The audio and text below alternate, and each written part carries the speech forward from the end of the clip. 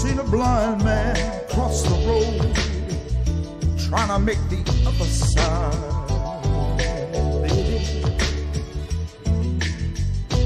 Ever seen a young girl growing old, trying to make herself a bride?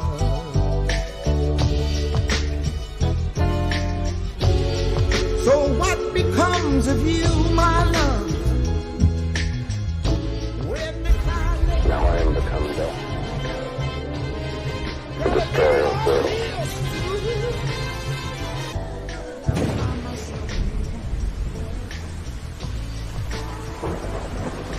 Pray that he's still out there, somewhere.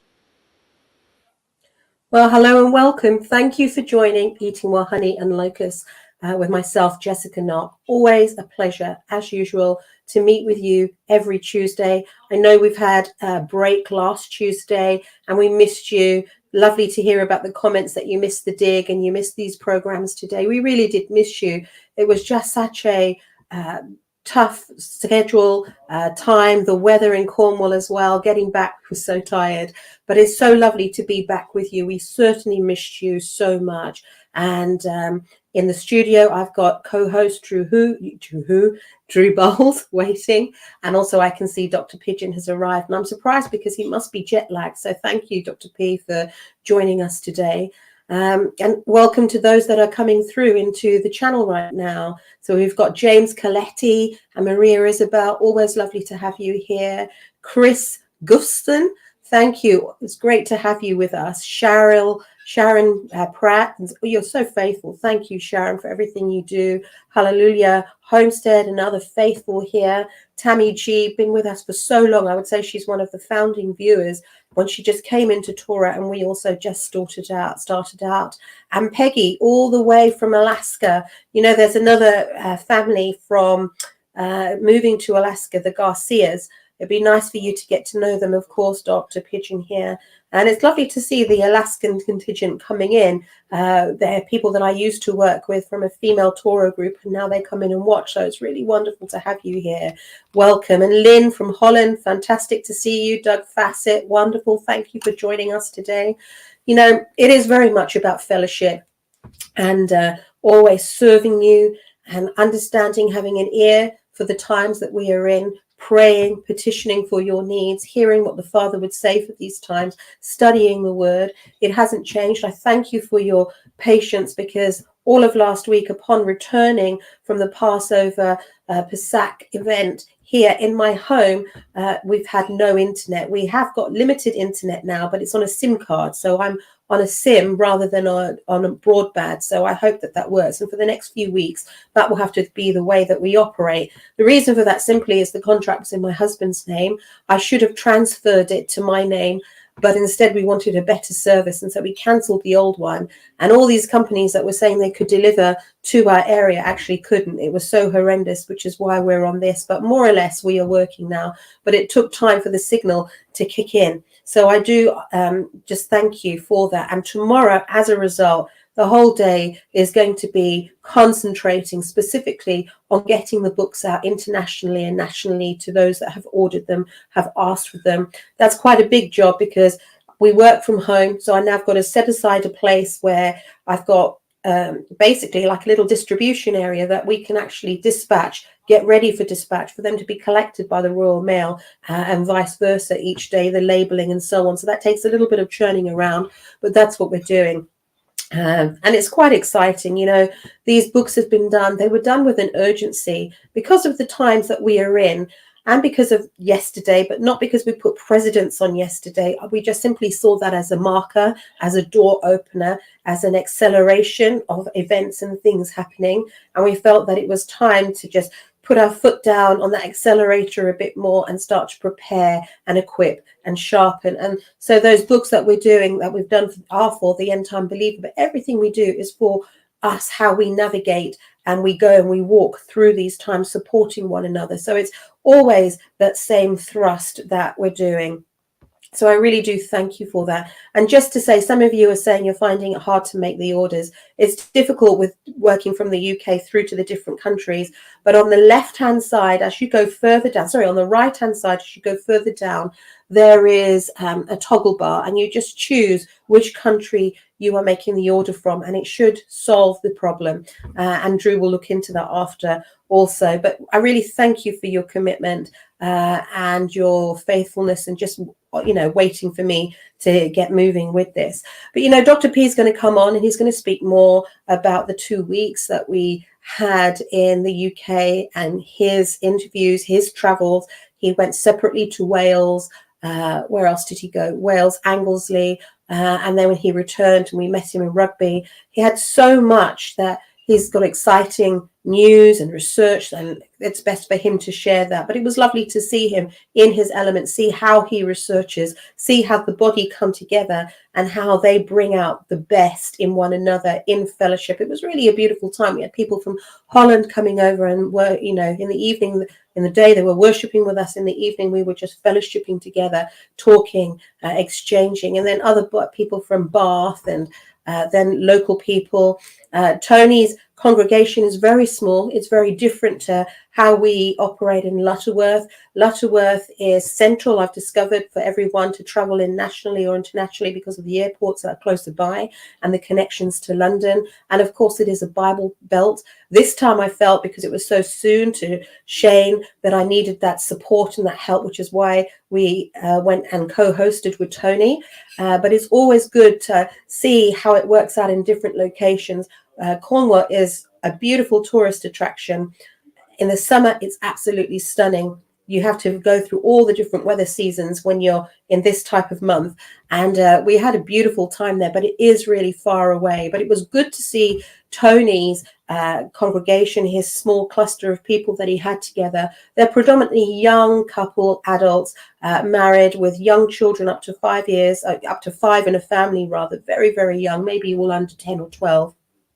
And it was really lovely to see how they are exploring Torah, some very much into Torah already, or different levels of it, and how homeschooling, living off the grid and just learning Torah and this new way it was to them. And they made Saturday extremely special, and the Haggadah very, very special. The responses that came through, not only from the people that were there, because it was the first time for them, but also online. If you didn't facilitate this, and look, in no way were the only ones, we were not the only ones doing this. There were many other ministries doing in person as well as online, or both. But the resounding thing that came through is, thank you for doing this, because if you didn't, we wouldn't have anybody to share with, neither would we know how to do it. And again, some people, it's the first time for them, or they didn't know exactly what was the correct way, and now they feel more confident in this. And so it really was liberating for them and a great blessing. And that's what we love to hear. It makes all the exhaustion and everything so worth it when we hear that. And it is about building community. We do these things. We are an online ministry, but we come together at specific times as a community. And there's a specific work, one that's going on in conjunction with Sefa and Eating Well Honey for Portugal. There are things opening up in Holland, in Germany, Belgium. Now that person has moved to Alaska, so we have to see how that will pan out. And of course, the UK. And upon coming home, Dallas and I had to go and do grocery shopping, and we bumped into an old friend, a pastor that we hadn't seen for a long time, and he's left the same denomination I've left for different reasons. But he, you know, he said, Jess, I've moved back to this area, and my wife and I, we've got this building now, and it's so close by to us. Do you know what? That building is going to be a blessing to the ministry of Eating Well Honey, because we can actually have it for Saturday fellowship. We can use it for our in-person gatherings. It seems to be quite state of the art. So if we don't go to Lutterworth, we've got something just as close in Coventry, which is very close to where we live, where we could make it more central and more of a gathering. So, you know, there's all these things, relationship building, and Eating Well Honey, it does reach out to those who are coming out of the church or in the church and have questions. And it will always unashamedly continue to do that, because we have to speak to these people, and it's by our testimony. They know where I came from, the experience that Shane and I had, to where we are now. And it's not a shun, it is okay, then I see that there's some truth to this. And that's the questions I have. You might be able to answer them. And the one thing that they understand now is that you have to have a Hebrew understanding for where we are to understand the word more than in its simplistic form, but deeper rooted. So, you know, I feel quite refreshed walking in, coming here, rested now as we walk in to this new season here. So before I bring the gentleman on, I just want to focus on empowerment. Now, this is something that we went to a little bit of well, John did a similar presentation to this one during Passover, but it was really, really important. This stems from him just preparing as we were all traveling our separate journeys to Cornwall, and 2 Shabbats beforehand, he just felt this message very much impressed, the same that we actually here as a team do feel as well, about empowerment. And I think it's really important that we understand who we are, and we understand who we align with and what we align with, the power that we possess in these times. And that's quite liberating. The amount of questions and beautiful emails I get from people in Torah, just in life, struggling and not necessarily realizing the key that they have in their tongue, in their heart, in their hand. And so it is important to understand that here.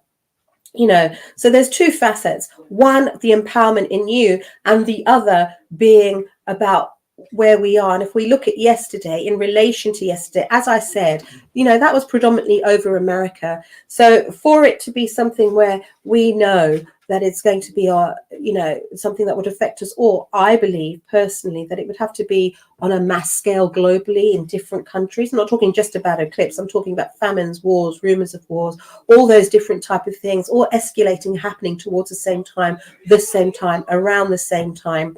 But here, page 1, you can see Paul Beagley, all the 3-letter agencies, FBI, CIA, MI5 over here, coming together, recognizing one thing, that it's time to be ready for a spiritual war. You know, so why are they saying that? Why are they saying it's about to commence? They're things that, as I always say to you, hold in one hand and you weigh up and you measure with what you know of prophetic scripture and what is coming about. But empowerment has very much to do with who you are, as I just said at the beginning, and who you align with, but also your salvation, not more than your salvation and working that out, but what it means.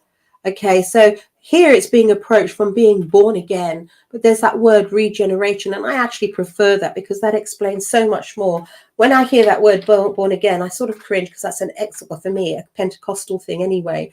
But there's far more to it. So what does it mean? You know, there is a physical, there is a spiritual meaning to it.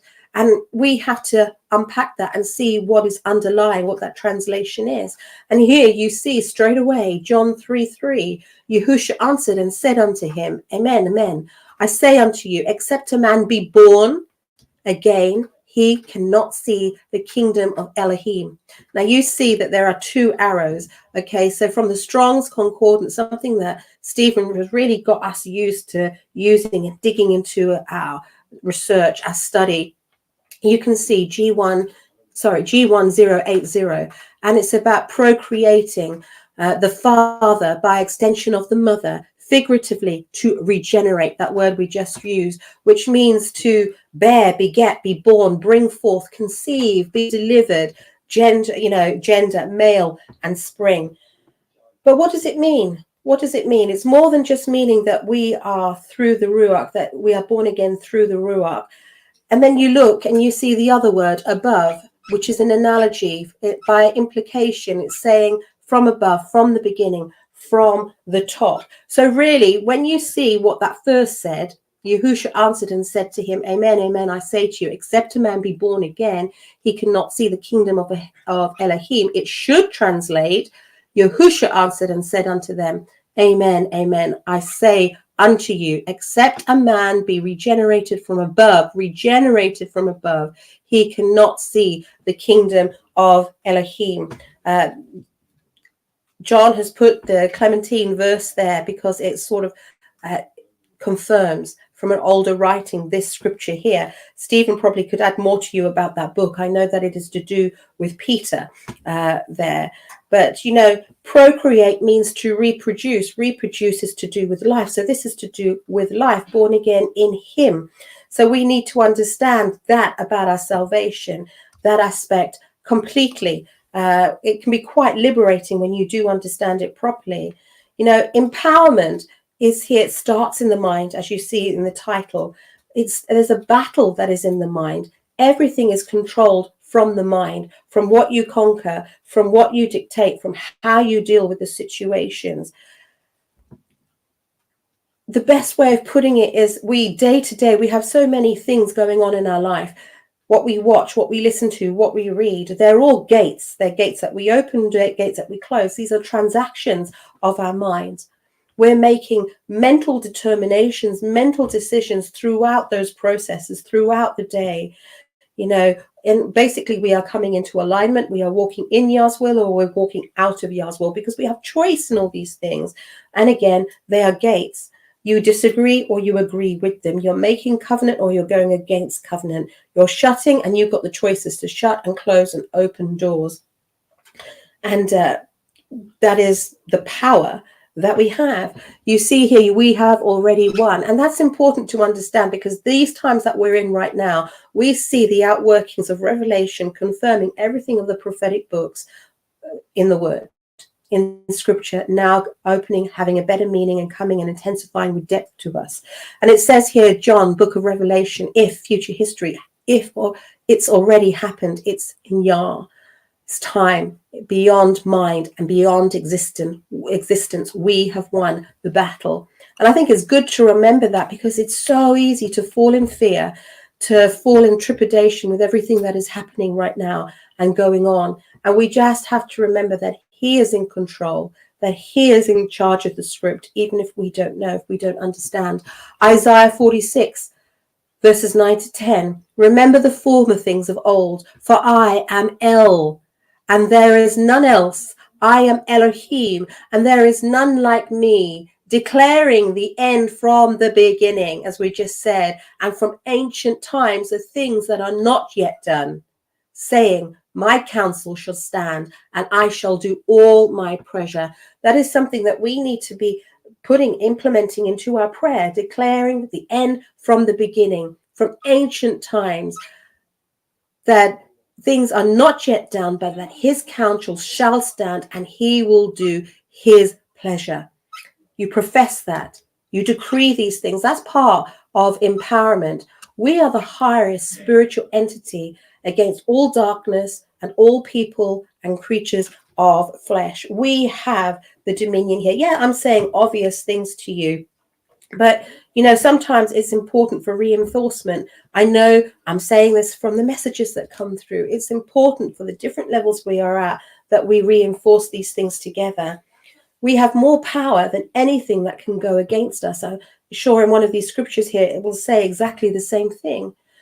Isaiah 4, you are of Elohim, little children, and have overcome them, because greater is he that is in you than he that is in the world. How many times do you have to fall on that and profess that in the situations that we have and those that try to engulf us? You have dominion over the whole earth and the beasts within it. Genesis 1:28. And Elohim blessed them, and Elohim said unto them, be fruitful and multiply and replenish the earth and subdue it, and have dominion. You have dominion over the flesh and over the fowl of the air, over every living thing that moves upon the earth. Notice we have been given this dominion, but also evil and man takes this dominion. But we can stand in that gap, and we can stand in that authority, and certainly declare our borders around us whilst whatever goes on around the world. In our surroundings, because we have dominion over the enemy. Luke 10:19, behold, I give you the power to tread on serpents and scorpions, and over the power of the enemy, and nothing shall by any means hurt you. You know, let me see, that's just absolutely your dominion. You take hold of that authority. Dominion means you take dominance. Do you understand? We have dominance, that we have the authority, and that's what we call forth, and that's how we instruct it in everything. Notwithstanding in this, rejoice not that the Rukath are subject unto you, the bad Rukath are subject unto you, but rather rejoice because your names are written in heaven. Everything we work towards, we do. We are working out in fear and trembling. Everything we do is to preserve that seal, that tab. Everything we do is to continue to preserve that seal and our salvation. That's how I see it. And that's how I walk. And that's how I encourage everyone here. Empowerment. So don't be stopped by negative thoughts, but overcome them. Do you know, our precious people in our communities, all the different called out communities that join here and other places, I see the pain. We see the pain and we see your situations and what you go through. And it is all about overcoming them. It's all about taking hold of those negative thoughts and not allowing those to capsize you. I know it. I'm living it myself. So we really have to walk in that empowerment. The empowerment is the word. The empowerment is the enforcement of living through the Ruach day by day in that supernatural, bringing down that kingdom impact and speaking and living the word.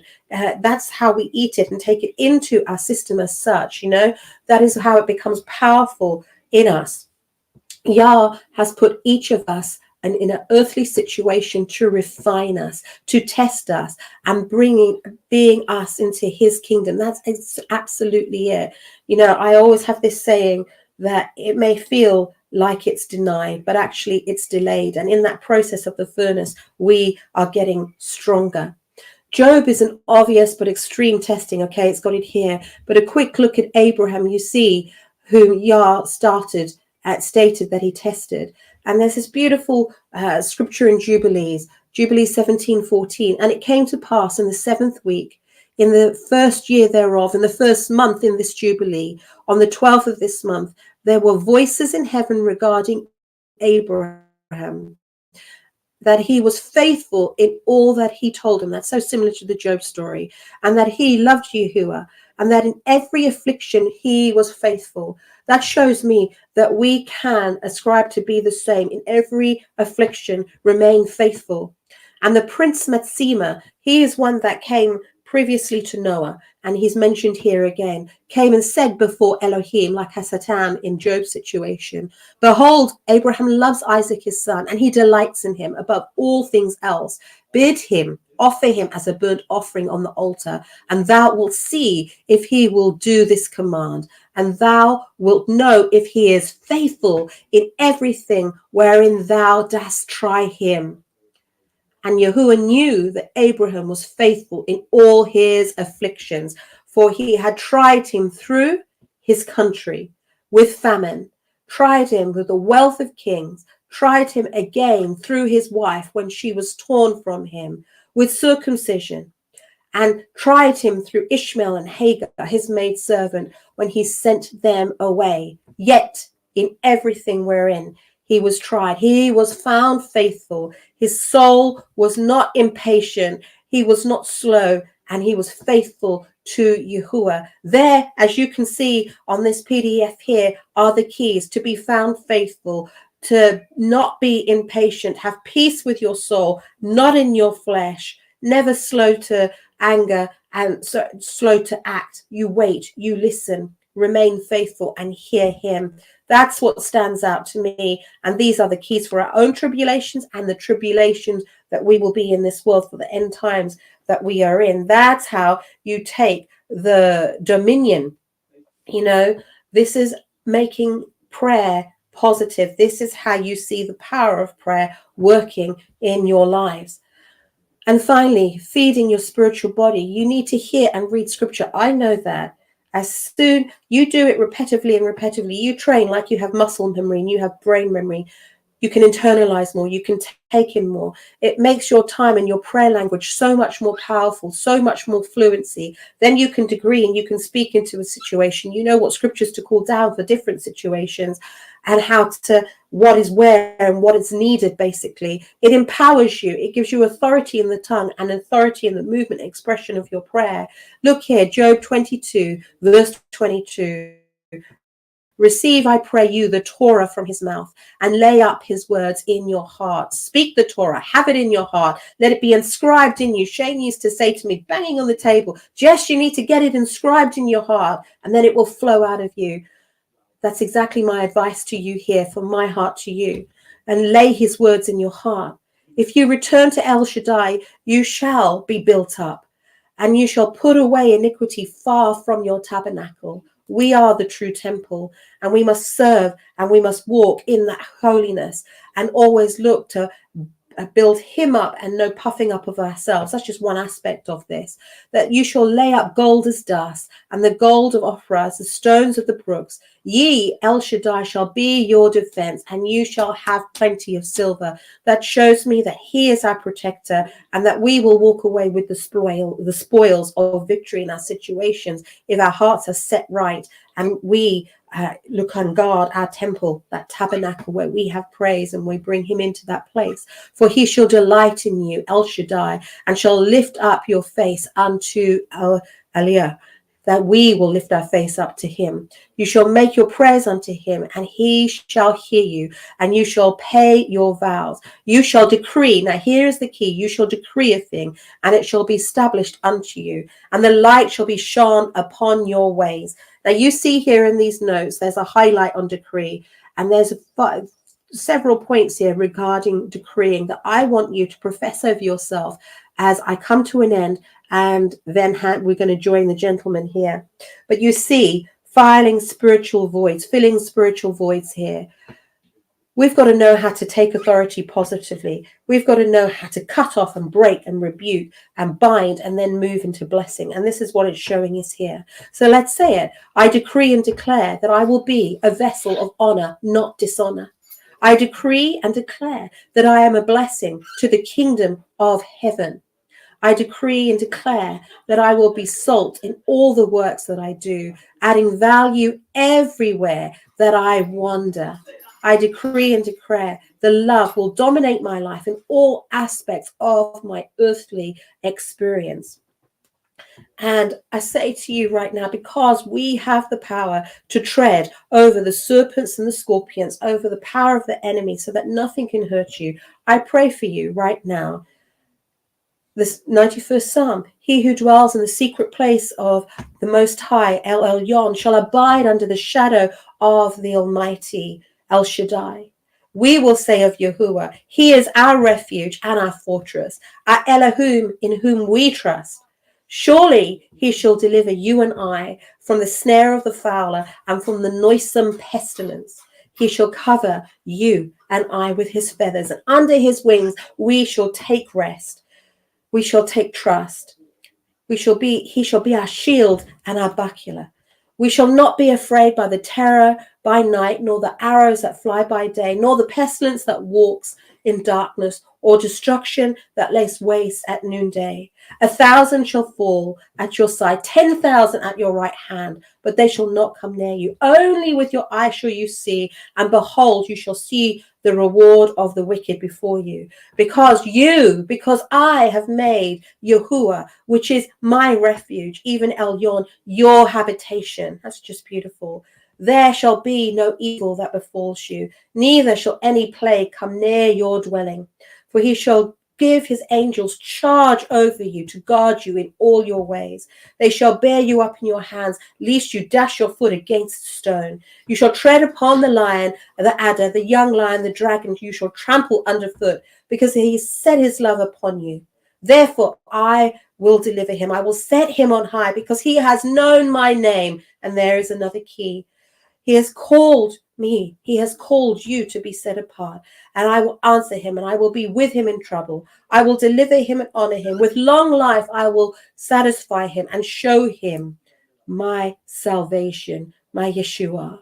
And that is our prayer for you. That is our heart as we come back into these pattern programs today. I wanted to start off with empowerment because we love and we care for you. So now, thank you for your time. Let's bring Drew and Stephen on. Drew, welcome. Hello, thank you. So great to be back with you. Thank you so much, Drew. Oh, of course. And the that wonderful was Dr. wonderful. P. Hi, Drew.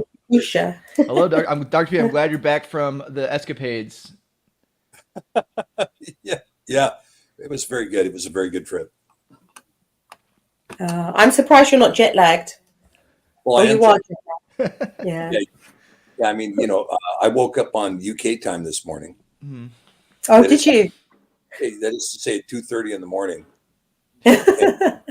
And so now it's, we're kind of cruising on about 9 o'clock tonight, right? What have you got there, Jess? 9? No, it's 8:30. 8:30. You're Okay. nearly there, half an hour out. Yeah. So we would be eating around this time if things were ready, if we weren't doing a meeting. So it's completely different, isn't it? A little fish and some mushy peas. Yeah. Yeah. There was one restaurant that we had to escape that was offering pigeon, and what was the other things? I can't remember. Badger? Did you say badger? Something rabbit, I think it was, wasn't it? Or was it badger? Badger sounds disgusting. That is disgusting. I mean, all that, come on. Hey, but look, you want to talk about some disgusting stuff, okay? Blood pudding. Yeah, ooh, Blood pudding. It's like, no, I'm not eating that. No. That's like, that's off the table. It's not coming on the table at all, right? Oh, gosh, so gross. Or blood sausage, whatever that, like, why? That's another one. It's like, no. That sounds to me like it's got all kinds of bad DNA in it, right? You know what I mean? Oh, man. So I'm not going there. Yeah, no blood pudding.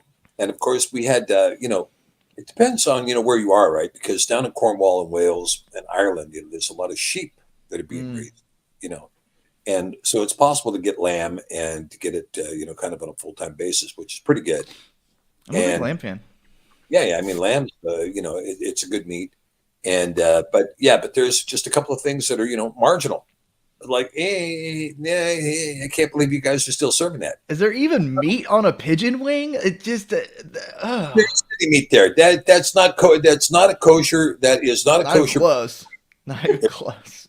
We have a saying in my family: some days you're the pigeon, some days you're the okay. And you don't want to be the statue on that day, right? No. Okay, but we had some special times, didn't we? And before we go into the next presentation, just take some time to share from your heart what was special moments to you. It was one of reconciliation, that was one part, but it was also research.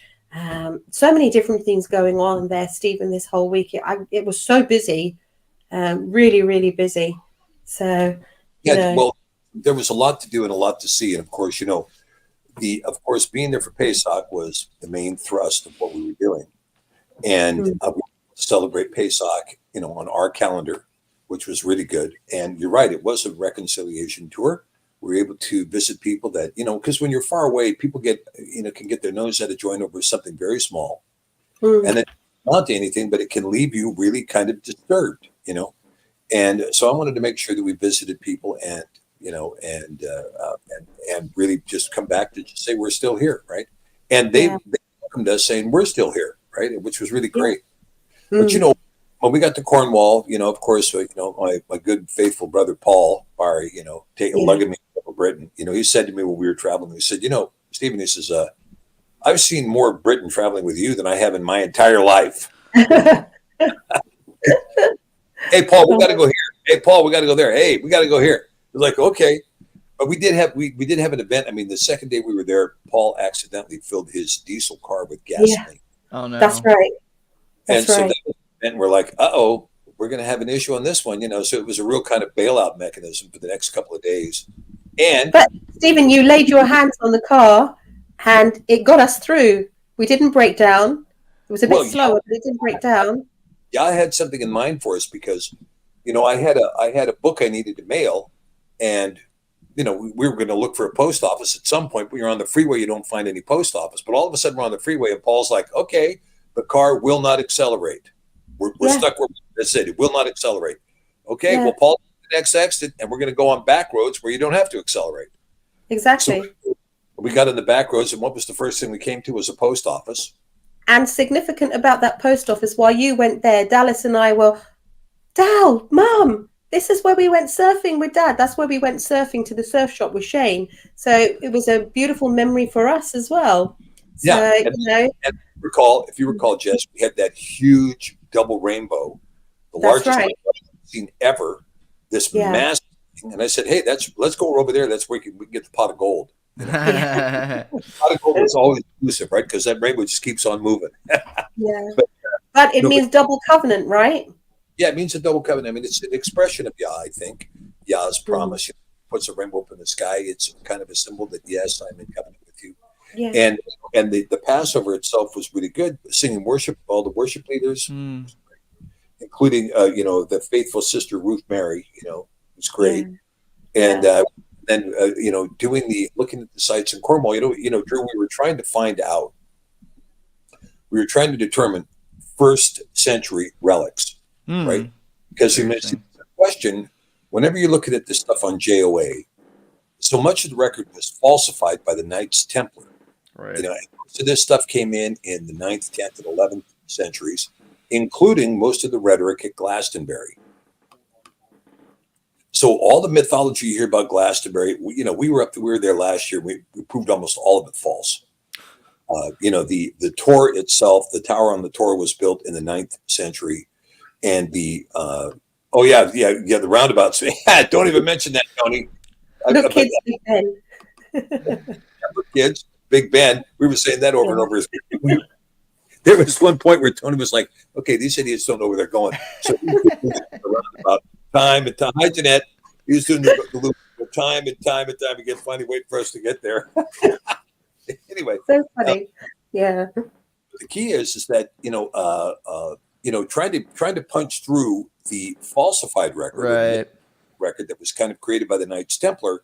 Then you have to look for things that are pre-Templars to get an indication. It doesn't have indicia of credibility, right? Totally. Well, on Cornwall, there's hundreds of artifacts that have credibility. Hundreds. You start out with the ancient mines, right? The ancient tin mines that go back to 1500 BC. Now, that's one thing, that those things are there. They testified to themselves. There was tin mining going on here, that back to 1500 BC. That's a testimony unto itself. Then, we found what's called the Saints' Way. Tony took us up there, which is a pathway that walks from Loo up to Padstow, I think it is. And that it was a walking pathway that would allow them to catch boats from there to go to various destinations. And you have to remember, this neck of the woods where you talk about the Severn Estuary and really along the coast of Cornwall, they have vicious and big tides. Some of the largest tides in the world come rolling in the Severn. So it was possible that, if you have an 80-foot tide, can you imagine an 80-foot tide differential? Barely. You have an 80-foot tide come rolling in where you can go way back up into Somerset. You can go way back up the rivers. And in fact, the longships still transit up under these bridges on a tidal basis, based on the tide, right? And we were at one town, I don't remember the name of it. I don't think it was Lou, it was something else, but where the tide was out when we got there and all the boats were laying on the bed. It was all mud, right? Inside the hour, they were all floating. St. James, I think that wasn't it? Yeah, St. James. Yeah. Beautiful place. But the thing is, we looked at some things that appeared to have ancient indicia, like there was a cross that had a boy on the cross. And this was a symbol that Mashiach had been in Cornwall as a boy, as a young man, right? Interesting.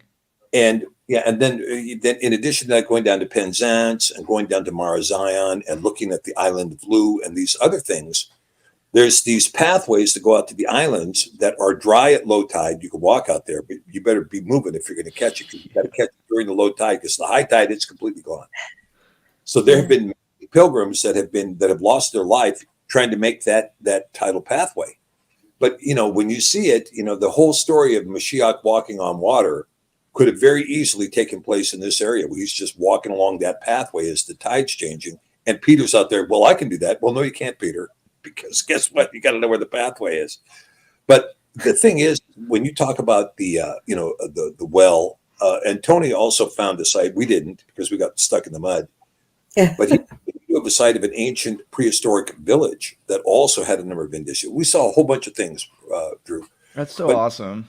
Yeah, but the key is that when you put all this together, okay, did we establish a Druidic record that's with Acts 29. That was a huge question. Mm-hmm. Could we establish a Druidic record?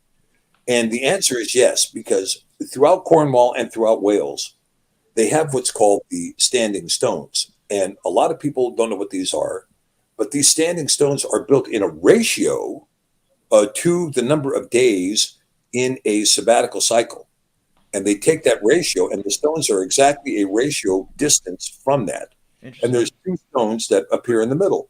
One is the rocking stone, and the other is what's called the Logan stone. So on the rocking stone, the arch druid would preach. He would teach from that stone. But more importantly, see, the druids were not priests. The druids were judges. Very important distinction. Bren, a judge, and they knew the common law, and they would teach, and they would issue judgments from the rocking stone. And the Logan stone was a place for contributions. They would leave their contributions on top of the Logan stone. And then you have 12 stones that were capable of telling you the hour of the day, the day of the month, the month of the year. All of those standing stones can do that if you understand the shadows and where north, south, east, and west are. You can predict all of that stuff. Equal shadows give you the equinox, disordinance. See what I mean? But when you have a circle, give you an example here. You got a circle. You got some stones here that are in the early part of the circle, okay? These shadows cast into the circle. If the sun is directly behind it, these shadows cast into the circle. When you get to these edge, these shadows are going to be some in and some out. Then some of them come out, right? And then you get to the other ones, and those shadows are all out.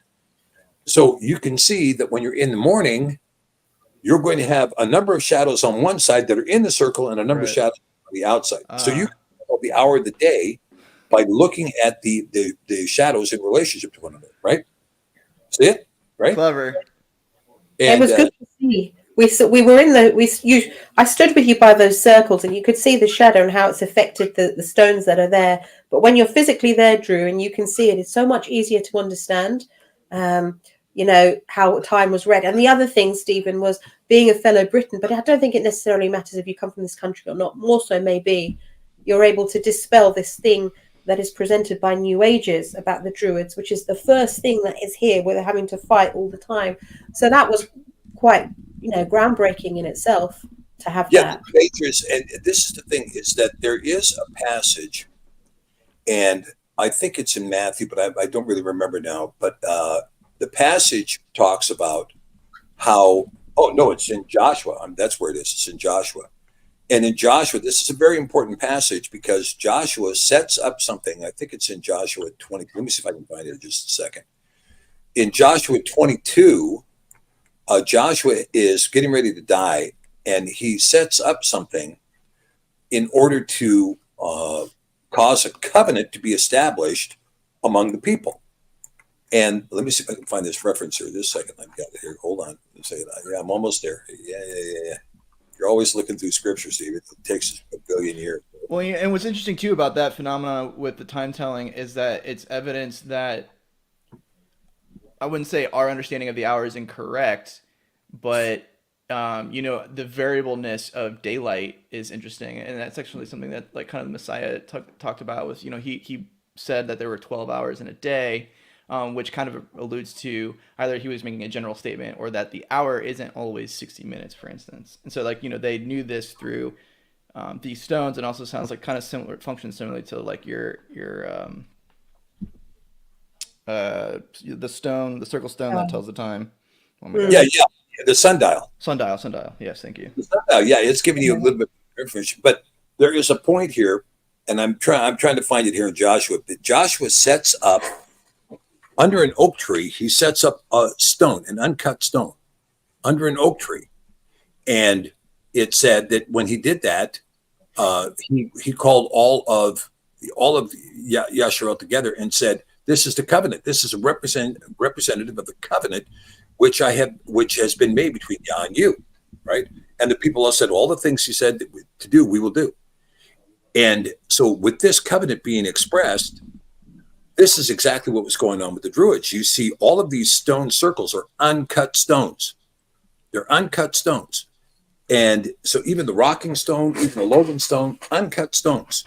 And so this tradition of uncut stones under the oak trees, this whole idea was a Druidic practice that really came from the time of Joshua, right? You would expect to see cut stones. No, the cut stones were not part of the Druid pattern. They would take uncut stones and stand them up.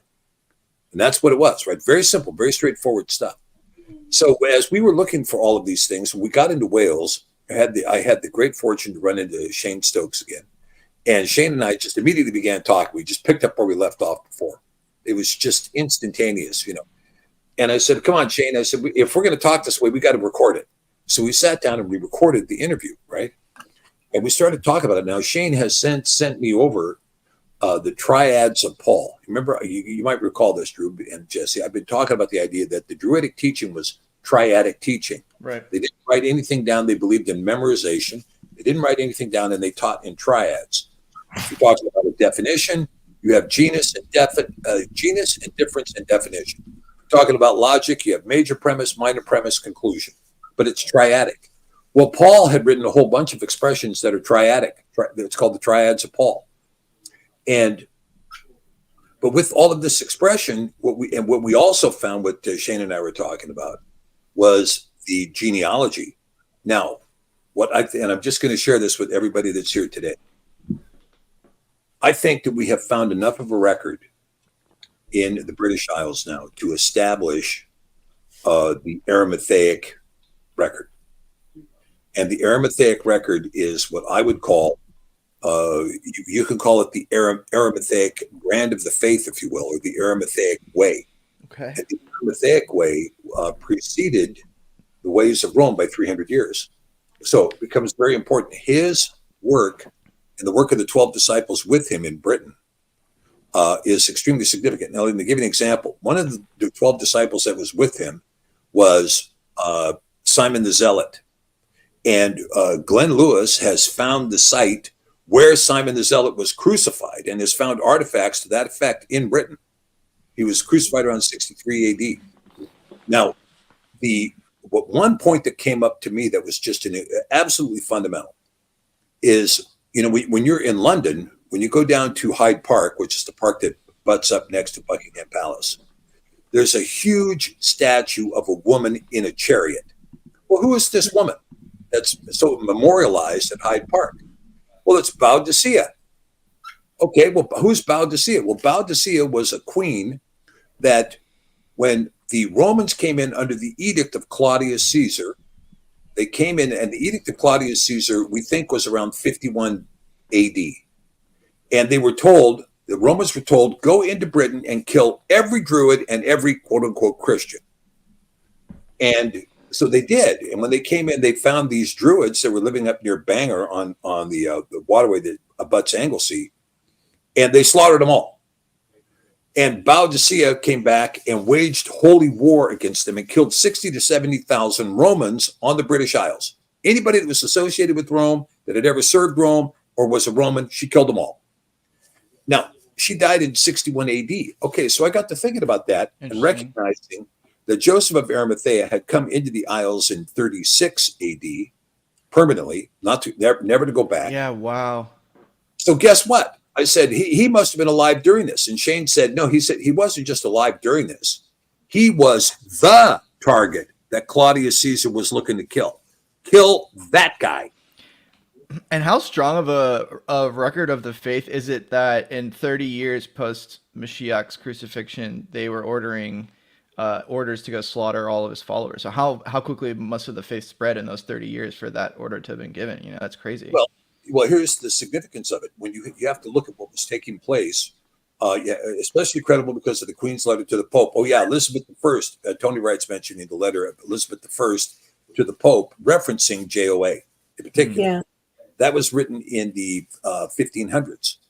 So when you look at what took place, so here's the thing: you had this, and Shane Stokes talked about the story pretty extensively. It's the story of Caradoc. Okay. So the genealogy shows that JOA arrived in Britain, most likely with his daughter Miriam and his daughter Anna. And Anna would marry the king, who was named as Coel. Old King Cole was a merry old soul. A merry old soul was he, right? Old King Coel, right? Coel. And so his grandson was Caradoc. Caradoc was the one who lost to the Romans and was taken prisoner by Nero back to Rome. Now, that household is where all of those people are that Paul's talking to in the end of Romans and at the end of Timothy and all that. Greet Priscilla, right? And all of these other, you know what I'm talking about? Who were those people? Who were those people he was talking to? Those people were all of this British household in exile and Paul's own family. Paul's own family. So here they were, they're talking to this household, and one of the members of that household is Lucius, who would become known as Luke, that Paul anointed as the first bishop of Rome, Lucius. And also the shepherd of Hermas was also there. And, you know, so these were the things that were going on. So Paul is working in Rome around 45 AD, 45 to 50 AD. He's in and out of Rome talking to these people. The epistle to the Romans is written at this time. And all of this expansion is taking place. Now, Paul's going to go from there into Spain. He's going to spend a lot of time in Sevilla, Cordova, appointing bishops and so forth before he hikes the trail that was the trail of pilgrimage. And by the way, Tony showed us some of this stuff. The stones that mark the trail of pilgrimage through Gaul, really it was through Spain, over the top of the Pyrenees, through western part of France into Gaul. That's all heavily marked with stones, all of it. And then there was a crossing that took place that would take place, and they'd cross over to Falmouth in Cornwall, or they'd come into Loo in Cornwall. And then they would walk the way of the saints over to Padstow, over to the Severn, and they would go from there. So at any rate, what you see is that because of Paul's work in Rome, the Caesars were getting more and more agitated. And in particular, JOA was, JOA during this is something that Glenn Lewis has kind of put forward. JOA during his lifetime was in charge of all the mining for the Roman Empire. Wasn't just a few sheds. It wasn't just controlling the tin out of Cornwall. He was responsible for all of the mining and was likely, possibly, the richest man in the world at that time. He was extremely wealthy, supervising copper, lead, tin coming out of the Isles, and transporting this stuff over the Mediterranean. And so when JOA became a disciple of Mashiach, it was like, hey, we can't let this guy, all of a sudden, this richest guy in the world, become a disciple, nobilis decuriae. We can't let him become a disciple, but too late. And so he was a member of the Sanhedrin. He was a member of the Roman Senate, and they started persecuting him, in Jerusalem. Josephus records that he was beaten 5 times. And on the 5th time, he said, I'm pulling the plug on this place. And he did. He pulled the plug. He left with 12 disciples, including his daughter, Miriam, and his daughter, Anna. He wasn't the uncle. He was the grandfather of the Messiah. Interesting. And Matthew 1, when you straighten out Matthew, now listen, the reason Matthew 1 was confused and inaccurate in everybody's Bible is because they tried to hide the fact that he was the father. They tried to hide the fact that he was the father.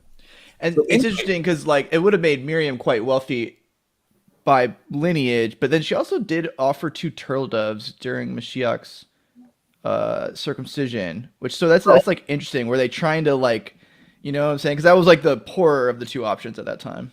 Yeah, but the thing is, Miriam, if you read the Gospel of Jacob, the Gospel of Yaakov. Interesting. This gospel is actually a description of the life of Miriam and her birth. And it does, Joseph, who was a very wealthy man, was her father, and his wife, they had no children. And he was accused in Israel, you are ashamed to Israel because you have no seed. And so they prayed, and of course she was barren. And then there was a miraculous conception, as there was with Sarah, as there was with Raquel.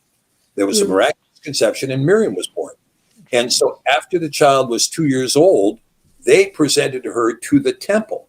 And she grew up in the temple, according to the Gospel of Yaakov. She grew up in the temple. And so it was quite notorious when she all of a sudden showed up pregnant at 15 at the temple. How'd you get pregnant? How could you do this to us, right?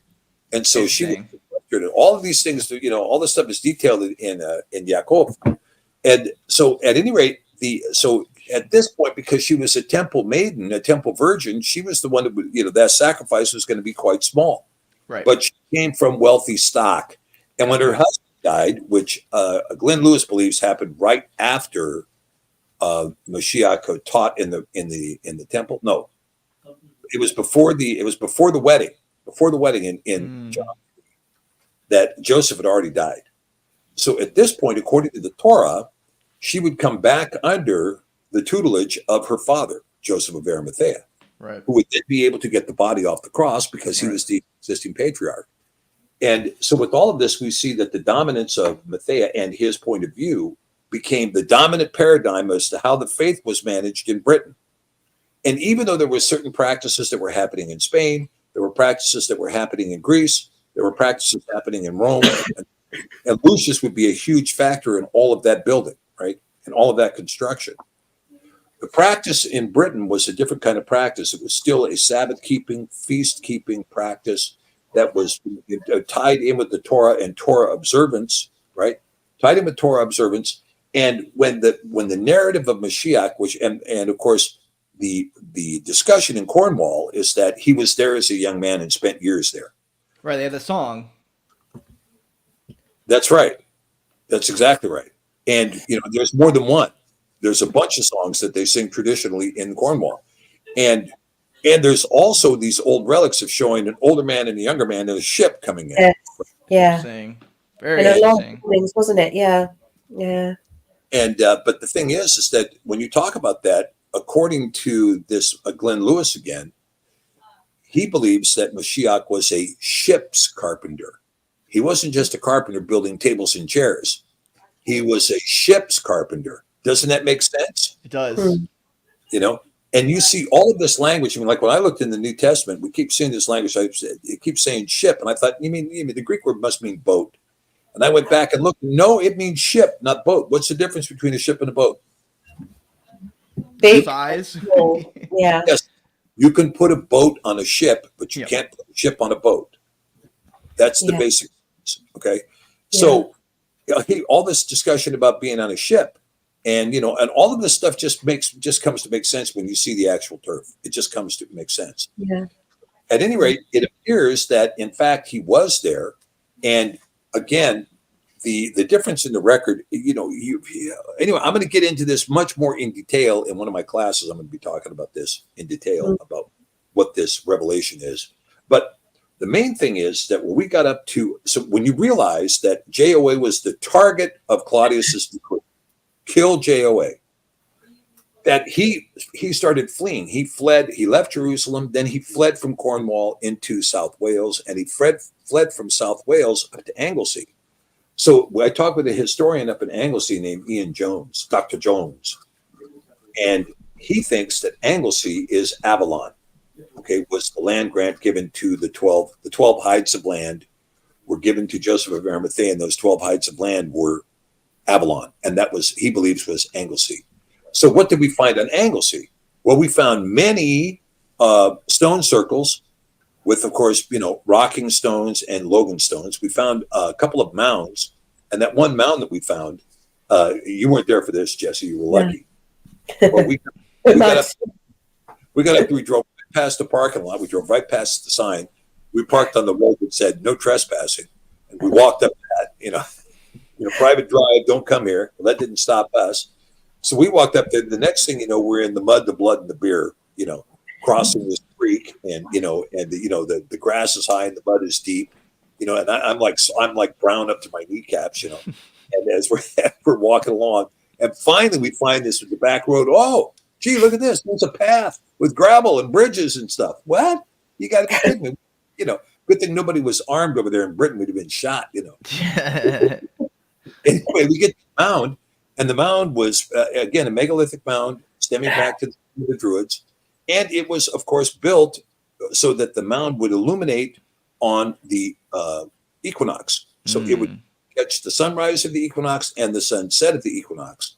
And inside was an uncut Logan stone where there were actually offerings on top of the stones. Yeah, the uncut stone is so Hebraic, right? I mean, it's just, is there another culture that really propagated the necessity to have your worship stones being uncut? I mean, it's mentioned dozens of times within the Torah itself that's how they're to be. I mean, that's a commandment. And so to me, that's just so telling that those are everywhere.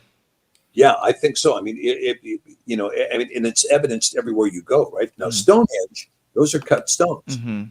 But the other stone circles, you see uncut stones. Very interesting. And okay, so now I got to tell you what the big find was. All right. So I might have mentioned on this program before that I wanted to do this to St. Mary's to see if we could find the grave of Miriam. Right. And so we knew where this church was. It was in an unpronounceable, a Welsh name for a town. Something like that. Anyway, so we drive up to the church and we're wandering around the graveyard, and it was like the church was dark and dense and the graveyard was dark and dense. And it's like, anyway. And so we're walking around in this graveyard and I'm going, okay, well, this isn't going to work. We clear the graveyard and we go over to get a bite to eat. And lo and behold, here's a big sign right there. Oh yeah, the grave of Mary was moved. Are they? Is that sign specifically referring to the mother of the Messiah? Yes. Yeah. Very interesting. Yeah.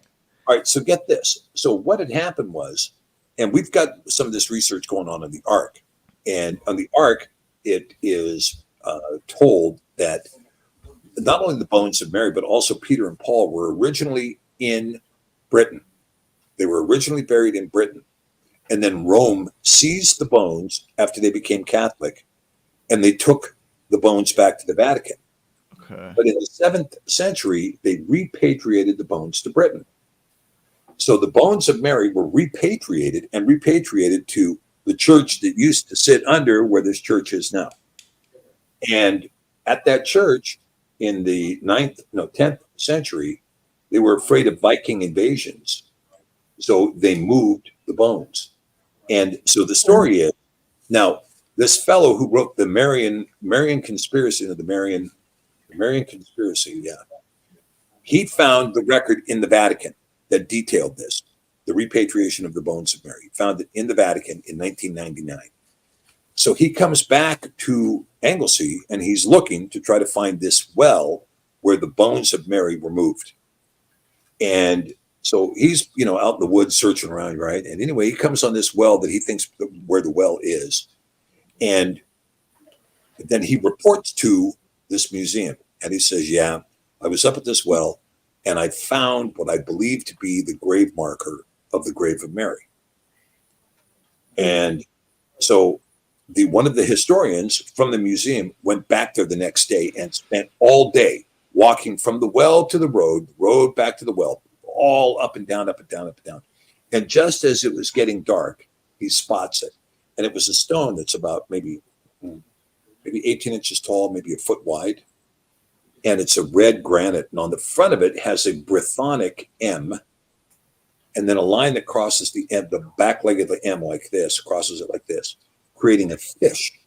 And now, does it say, here lies Miriam, born 12 BC, died, 41 AD? It doesn't say that.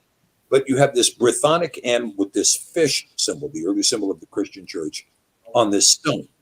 And at the time that this stone was placed, which would have been around the 7th or 8th century, or the 9th century, that would have been a common script for that area. And so it appears to be that may have been the marker. And so what's ironic about this, and this is, this particular spring is an artesian well, and it's really off the beaten path. This artesian well, causes water to puddle up. That water starts drooling down into a small stream. That stream becomes a creek, crosses the road, rolls down, turns into a river, and that river comes up and is dammed and it now provides all the fresh water for Anglesey. The grave was at the fountainhead of all fresh water in Avalon. Wow. That's wild. They're like trading bones. We need to sell this to Dan Brown. Brown doesn't get it. Nope, no way. But anyway, the measure in this thing was absolutely incredible. And the museum had one other artifact. Were you able to see the grave marker? Oh yeah, let me tell you how we found it. So we get to the museum, we're like, knock, knock, knock. Hey, we want to see this stone. They're like, so this guy comes out and he says, okay, yeah, I'll show you. So we go upstairs into this locked room and he opens up the door and we go into this filing cabinets, right? It's all filing cabinets of stuff that's not in the museum. And he takes us over to the far corner, and he goes, and he pulls out this box, and he takes off the cover, and there it is, right there, stone, completely out of the glass. So they had removed the marker though, so now no one knows, I guess, where the bones are literally. Well, the marker had been removed when the guy from the museum found it. It had it had already been moved. Yeah, and anyway, yeah. So yeah, I mean, these are ancient artifacts, right? So I mean, what do you expect where they're going to be, right? And if you leave a stone out there long enough, the rain will take the whole thing off. Yeah, right. Or like you said, the Vikings come and get it. Right. Yeah. Yeah. Now we've seen a lot of weathered stones, so you couldn't work out completely, could you? Just little shapes and so on. Which I was amazed that they were just stuck out there. And that roundabout where we were saying, "Look, kids, Big Ben," there was a monument there just staying in open weather, wasn't it? So I don't know if we went close, how much we would see. We saw a cross, didn't we? A lot of the crosses, the Gaelic crosses that are significant, and you can also tell some of the things by looking at the Gaelic crosses. For instance, when you're talking about the circle around the cross, right? The cross and the circle up top, like a halo. Yeah. The ones that are from about 700 AD forward, they have holes in them. There's 4 holes in them. So the circle's here, and then you have kind of a articulated holes over here like this, right? 4 holes making a circle. The ones that are older than that are older than 700 AD, they have the circle here, and the cross is carved into the circle. So there's no cutting; it's just crossed. It's just carved into the circle. And so we saw, like, the stone that marks the Saint's Way was that kind of stone. So this kind of indication, I mean, is it dispositive? I mean, a lot of this stuff is anecdotal. Sure. I mean, you look at it. Yeah, it's like, well, yeah, we could be, it might not be, could be, might not be, but there's nothing contradicting it, right? Yeah. Because of this, I think the story, I mean, and when I was talking with Ian Jones, Dr. Jones there at the museum, he was saying, I don't think that he had thought, he was just giving me the record. This is where we found it. This is how it happened. It happened in 1999, and this was the story. And here's the Marcion conspiracy book. You should read this. And he just kind of laid it out for us. I don't think he had considered the fact that stone was lying at the headwaters of Avalon. Right. I don't think he thought about that. And, and so anyway, we found, and so this is the whole point, and this is the point of the research. The way of Joseph of Arimathea was the foundation of the faith in Britain. When he brought the information concerning the Mashiach, his death and his resurrection, to the Druids, they were completely expecting it, because they were on top of all of the ancient scriptures, because that was the foundation of what they had taught at this point for over 500 years. They had taught this foundational stuff, teaching it from memorization. They had taught this, and so they had every expectation that the Son was going to be resurrected. And so they quickly accepted the faith. And then when Paul met the Druids, according to Acts 29, they said, "We are of your tribe, and this is our belief." And he recognized their practices. He recognized. And so this becomes something extremely important. It's not some tree-hugging, New Age thing with running around with leaves and all this stuff like they do now. It was completely different understanding, a completely different point of view. And so with that being the case, and this is why it's so important to me, and I'll just share this with you, Jesse, this is why this whole thing is so important to me. We know that, Britain is an unusual place. The Brexit, to give you an example, right? Britain pulled out of the EU and said, we're not doing that stuff. We're not going to do the Third Reich stuff. We're not doing the Napoleonic Code stuff. Why not? That's very interesting. Because, well, first of all, Britain's a theocracy, right? The king has to swear an oath to defend the faith. Premise number one. Number two, what is that faith? That's a question. If you're going to be the defender of the faith, what exactly are you defending, right? Elizabeth first knew what she was defending when she wrote a letter to the Pope saying, hey, since Joseph of Arimathea, you've sent nothing but wolves here to us pretending to be bishops. That's the letter she wrote in the 1500s. So the king needs to, if he's going to be the defender of the faith, he needs to know what the faith is. Well, then that's a question. Because when you look at, and this is the thing that I discovered on this trip in Britain, this is a common law place. And all of the English-speaking world is really based and seated and rooted in the common law. Now, the common law, we might understand it as the instruction it grows, its roots are growing right down into the Torah, right? That's where the roots are. And so this common law that comes out of time immemorial. So there's three premises to the common law. One, it comes from time out of mind. Two, it's reasonable. Three, it's adopted by consent. And you see in the Torah, how many times does it say, even in Joshua and in Exodus, all that you have told us to do, we will do. Yep. That's consent, and that's consent. So you see that the Torah is based upon consent and is subject to reason. Is it a reasonable edict or is it unreasonable? And can you show that it has existence in time out of mind, from time out of mind? Now, with that being understood, the king's job is to understand the common law and to understand the faith, because the king does not function as an executive tyrant. The king functions as a judge. The king functions as the final judge, the Brehan. He is the Brehan. He is the final judge. He is the one that says that is unreasonable. That's inconsistent with the common law. That is not the practice of the people of the British Isles. The king, that's what he says. He doesn't say, I'm telling you, I've got this frivolous idea that everybody has to worship me on Monday at 5:00 in the afternoon. That's stupidity. That is, or I know how to do the royal functions. I wear this particular coat. I ride that particular horse. I lift up this particular sword. That's not the function of the king. The function of the king is to defend the faith and to raise the common law. So what kind of immigration problem is there under common law? None. You come into the British Isles, you're under the common law. There is no edict, no ecclesiastical edict, no Sharia edict, no edict from the town, no Talmudic edict that has life in Britain, except that it is consented to by the common law. It otherwise has no life.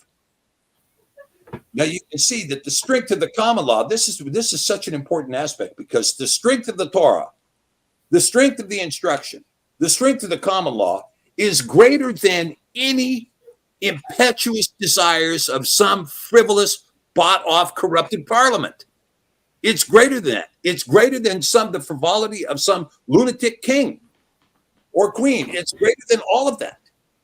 Now, behind that, and so when you get to the bottom of that, when you get to the bottom of the common law, the faith and the law are joined. The faith and the instruction join. They join. So now when we talk about what is the defending of the faith, what was the faith? The faith was an Aramaic faith. It was the form of the faith as practiced by the disciples in Britain from 36 AD for 300 years before that son of York, Constantine, tried to glom all the faiths together in Constantinople. So what Paul says, the faith once delivered to the saints, right? Yeah, the faith once delivered to the saints. Boom, and that's it. There it is. There it is. You see, there it is. And so Paul was going to spend his time trying to explain it to everybody in Corinth, everybody in Ephesus, everybody in, in Rome, and so forth. He was trying to explain what the faith was. But the first bishop of Britain whom Paul anointed was Aristobulus, who came to Britain with Joseph, whose brother was Barnabas. Right. Look, this thing, it all comes together when you see it. And now when you see it clearly, we're not off the mark in our practice. Okay? In our practice, it's important. And that's what Paul's talking about. He's basically saying your right to private property doesn't save you. Right? When he's saying, you're not saved by the works, he's saying like your right to private property, your right to privacy, your right to a marriage, your right, the rights enshrined through the instructions of time memorial aren't your salvation. The Messiah is, but that doesn't mean you steal from one another. It doesn't mean you lose your rights to your own marriage and to your private. It's obvious, right? Like those almost doesn't need to be said. But it's sad. Should have been, because right. People when it's not said, he never said. Exactly. I know it's unfortunate that it was, or he did say it and we don't have that exact record.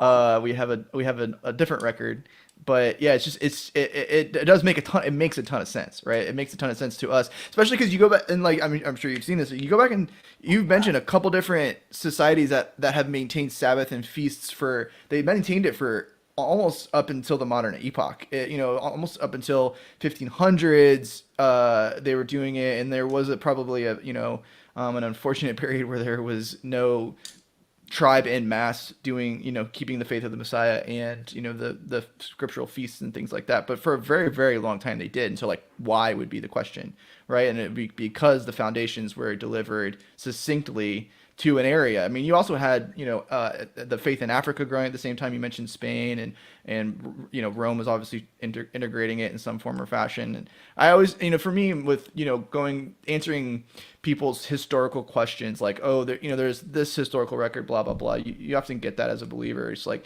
man, these people all across the globe were willing to die within 10 years of the date of the crucifixion. And, like, why? You know what I'm saying? Like, if you're going to say that these people were deceived and all this kind of stuff, like, fine, that's your rationale, but fine. But no, it was very clear that the establishment of the faith was so incredibly strong almost immediately after his death that it was central to people's lives. And to me, I mean, that makes a ton of sense, because, that impact, his impact, as we understand it, would have been felt immediately. And so to see that record, I love that, seeking out first century records, because it's like, we need that across the board. We need to Knights Templar all of our history, because unfortunately, what I learned in school was also not correct, let alone the history of the faith. Yeah. Yeah. So true, Drew. Yeah. Yeah, I wish I could have been there. It sounds like an engrossing trip. I was fortunate to be able to watch the videos that you guys live streamed. I really appreciated that. And I actually got to celebrate Passover with my brother, which was a treat. Oh, wonderful. He's not quite a believer, but he stayed, and we broke bread and wine and talked about Yahusha a bit. And my son was there, so we had a nice time, and it was a treat to be able to watch the streams. That was fun. Wonderful, Drew. Wonderful. That's fantastic. That's what it really is about as well. How people celebrated. So many families came together that wouldn't normally. And even if they don't necessarily celebrate it themselves, they were supporting those in Torah. I heard multiple stories like that. So that's wonderful to hear. So, gentlemen, here, just before we go and we finish off, in light of yesterday, there's just 2 slides here that we've prepared. And John, he put these together, but I'd love to get Stephen and Drew, your insight since yesterday on this. As I said at the beginning, I believe that this was a symbol. It was a door opener into other things. It's an acceleration of things to come in the season that we are in that tribulation, in these, end times. So I just wanted you to give some more credence to yesterday. Some people, Drew, you didn't give much attention to it. And I think that's the way you recognize it. You see, Yah created the sun, moon, and stars. And it was a beautiful expression for those that put it on video and you could see. But it's just to bring scriptural impetus to it now that it's happened. We didn't see anything majorly significant. There were some tsunami warnings and earthquakes in America, in certain places, or shakings. But let's just weigh up what this could possibly mean. So here you've got solar eclipse 2024. Yah couldn't be any more explicit. He is telling us something here. We are starting a new season. Absolutely. I think we all here agree on that, and everybody watching would say the same thing. So some eclipse facts. 2 eclipses, 7 years apart. We know this. 7 eclipses. First eclipse, 2017, went over 7 place names called Salem, Jerusalem.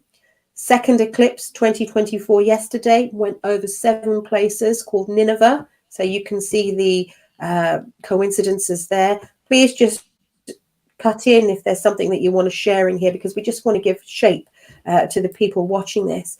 So then it's got 2 maps. The shape of the eclipse is the X of the Tav in ancient Hebrew, representing the end of something. And then if you go to the second diagram, if we include the 3rd USA solar eclipse from the 14th October 2023, we have the Aleph and the Tav and the sign of Yahusha. Before I read anything further, is there anything you'd like to add there to that? Well, I'll just say this. When we talk about this particular sign, A couple of things. One, anybody get raptured yesterday? No confirmations yet. At least I didn't see anyone go up in the middle of the day. Also, if the rapture didn't happen yesterday, then here we are left behind. And so that's one question. Now, the other question is this. I think a lot of people were expecting this eclipse to cause earthquakes or to cause something. And I don't see it as causative at all. I see it as like expressing a covenant in the heavens with the rainbow. He's also expressing a sign over America. Yes. And the sign he's expressing over America is a sign of completion. That is to say that judgment has been made manifest over America. There's not going to be any reversing it now. And this so we can say, I'm convinced that this is a sign that says basically, look, you either repent or in 40 days, there's going to be some stuff that's going to happen to you. And 40 days, of course, is going to be Shavuot. 40 days will be Shavuot. And when we get to that point, I think, I think the United States is a failed state. That's my opinion. Other people might think differently, but we were seeing all of our economies of scale are in complete collapse. I mean, for instance, I was just flying all over the world, and the question of aircraft becomes a big question, right? And to give an example, Expedia right now allows you to, when you're shopping for flights, you can check off a box, no 737 MAX 8 or MAX 9. Oh my gosh. You can check that off right on the website, right? And Boeing is so notoriously falling apart at the seams, they can't even maintain their aircraft, let alone build anything new. I think they can't literally. I don't know. I think like NASA says the technology to go to moon is lost. I actually think they can't do it. Like there's no good reason to not. There isn't. There's not an economic incentive. There's stock markets. The stock of the companies are being hurt. There's no good reason. They're not like they're killing a bunch of people. So it's not like a depopulation agenda. I don't know. I think they actually can't maintain them. They can't do it. The reason they can't do it is because their priority is DEI, diversity, equality, inclusion. That's their policy. It's more important to have DEI than it is to have a plane that flies. So as a consequence, they're being investigated now for criminal negligence, right? Criminal negligence in the construction of these aircraft. And so you see in Europe, everybody is switching over to Airbus big time, and they're all just bailing. And in the States, they're flying everything that's old. They're flying 737-800, 737-900s, no Maxes. They're digging up things that were built in the early 80s and making them fly again. And so this is a condition that the fact that Boeing, which by the way is the last real genuine manufacturing company of any substantial size, everything else is gone. Everything, the steel industry's gone, the coal industry's gone, rubber industry's gone, auto manufacturing's gone. All this stuff is all gone. We had one last hope, which was Boeing, and now Boeing can't get it together. Well, that's an indication. It's an indication that the country is falling apart. We are slipping. We had this progress that was made up to about the year 2000. I think where knowledge and intelligence and capability and skill just kept expanding. And then when we started introducing the elements of AI, people stopped thinking. And it's like, okay, here it goes. I stopped. I don't have to remember my friends' phone numbers anymore. They're all stored on my smartphone. That's one thing. Now I don't have to remember how to get downtown. The GPS finder will take me how to get there. That's another. Now I don't have to know this. I can just ask Alexa or I can ask Siri. I'll just get the answer to that question. I don't have to memorize anything. I don't have to think anymore. I can just ask them and they'll do it. Now we're at a point where, you've got AI writing screenplays and creating the whole film themselves. The AI is containing it. So when you look at that, we can see that we've passed the peak of civilization. Civilization, its technology and its expertise, the Industrial Revolution, peaked around the year 2001. Yep. And it's been cascading now towards a new dark age. That's where it's going. And it's going much faster. I mean, if we had if the peak looked like this, on the bell curve, right? Coming up like this, and then, right? This initial collapse is a big collapse. And it's going to take us back a long way. But in terms of the fabric of the United States, we have two potential guys, neither of whom represent Americans at all. You have one guy who represents his own wallet, and then you have another guy who represents the communists that want to kill everybody in the country. And those are the two factions. Where is somebody that's representing America that's running for the presidency, right? And you're going to see this nation, when it comes to the election in November, this is going to be nothing but, it's not going to be an election, number one. Because there is no election in any of these democracies anymore, right? There's no election. Where democracy means the communists control the country by force. There is no election that goes on in the United States, Canada, Britain, Europe, Japan, or anywhere else. There's no election.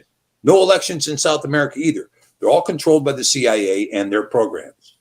So there isn't going to be an election. So when we get into November, there's going to be a lot of people who are going to go to the polls thinking there's an election, and they're going to try to vote in Trump by an overwhelming tide of, we want America back. Make America great again.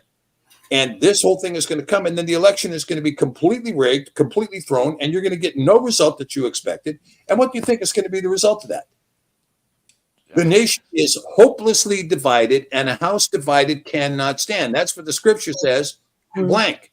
And this sign right here of the Tav and the Aleph Tav over the country is telling you this nation has been judged. And judgment was complete with April 8th eclipse crossing over the Aleph, crossing over the Tav. That was the point. Judgment is complete. Do you really believe? Let me ask you. Let me get your guys' opinion. Who's going to repent at the government level? Yeah. Nobody. Hardly anyone. Yeah, it's in no one, right? And we're on a completely failed model. The model that we're running right now is the same model that was in place at the collapse of the Roman Empire. It's the same model that was in place at the collapse of the Ottoman Empire.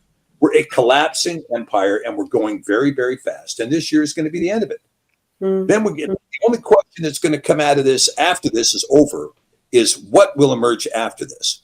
Will it emerge out of nuclear dust? Will it emerge out of political division? Will it emerge out of invasion? Will it emerge out of intelligent restructuring and agreement? I think that's the least possible of all of it. That what is going to come in North America will emerge out of discussion, intelligence, reason. Correct. And that's the least possible. The most possible is probably war. Well, I think and I totally agree, because I think it's telling that you see the witness in this in the Nineveh towns. I'm sure everyone's familiar with the story of Jonah, but Nineveh was given an ultimatum. They repented or they were going to be destroyed. Fortunately for them, they repented. And so the question we can all answer for ourselves is, did America repent? Did America, the organization? Yeah. No, you're just answering a question. Yeah. Right. Exactly. And so, I think always these types of markers are, for the believers, are reinforcement of our faith and our walk, right? And so we always look at these things as reasons to keep going, as reasons to, I personally, I find it so hilarious that, for the secular world, it's just an absolute coincidence that the moon and the sun are the perfect size to block each other out. Sure. What's astronomically small number is that's a coincidence to happen? And so one, it's a exercise of Yah's authority, right? I mean, it's very clear that this is his system. He designed this. He made this. These signs are, simply one way to, continually remind us of that.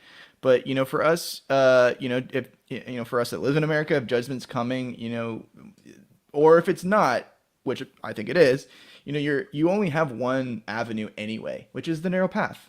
And so as these things come about, as earthquakes come about, tsunamis in different places and wars and rumors of wars, I mean, it's just more symbolism pointing you that it's important to be on that narrow path. And as long as you're on that narrow path, I loved the opening slides too, Jessica. You read in Timothy, we weren't given a ruach of fear, but of power and love. And we need to continually remind ourselves of that. I think these types of events should be, a little bit of a kick in the rear end if we aren't, as we all, especially I think Passover too. So for me, Passover was really my kick in the rear end. as much as we all need one to, get back on the narrow path and get rid of the leaven. And I think that, Yeah. when we see these eclipses and stuff like that, I think they're just excellent reminders of where we need to be, how we need to be moving. And I think, it's interesting. I think that it's also a reminder of, the time for division is long past. There wasn't ever one, to be honest. There really wasn't ever a time for division. You read that in Paul. You read that everywhere. You don't vex your neighbor. And then, all throughout the Tanakh and the gospel accounts and the letters of the apostles, there was never a call for division. And, these signs, the time where it was okay to have these types of divisions within the body, but not just the body, within humanity in general, is long gone. And so one of the things that we can do during these periods as things continue to ramp up is, how do I put love first? How do I put forgiveness first? 70 times 7. How do I make sure that the people in my life know that they're important to me, and how best can I be a light to them? Like I mentioned with my brother, I'm not there beating him over the head that he's not a believer. I'm just trying to be a light, and I'm trying to lead with love. And I think it's incredibly important right now. I think it's important we put aside all of our differences that exist within the body and come together, because time was always short, and these are just reminders of how much the clock is moving. Right, the clock. There's no Joshua moment here where the sun's stopping. We're marching into, we're marching deeper into the Book of Revelation. And so I think these are markers of that, and we need to kind of take them seriously. And I think it's a big call for me. And one thing I really take away from it is how can I lead with love?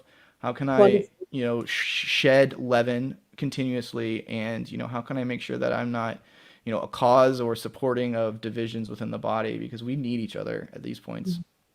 Wonderful. Yeah. That actually leads. Sorry, Stephen. That's okay. Go ahead, Jess. No, I was just going to say what he said leads on into these scriptures. Revelation 1:8, I am the Aleph and the Tav, the beginning and the ending, says Yahuwah Elohim, which is and which was and which is to come, Yahuwah Sebaoth. Genesis 1:14, let there be lights in the firmaments of the heaven to divide the day from the night, and let them be for a sign and for seasons. Summing up everything that you said there, Drew. And like we've been saying, which is what I wanted to cement through, we have just walked through into a new season of Yah's calendar. He wants his people to know. And, you sort of both answered it slightly. This is specifically over America. I believe it has to be global for it to be of that bigger impact. But there is a significance with it being just over America. I think other countries had it, but no way significant like how I've seen different videos and so on here. But as you go into page 2, what is this new season? We have 2 witnesses which cooperate with the children who are, his children who are watching. Witness 1. So this now is where we need your inputs. Witness 1, the comment, 12p Pro books accompanying the eclipse. Lunar eclipse, 24th March 2024, was in Pegasus.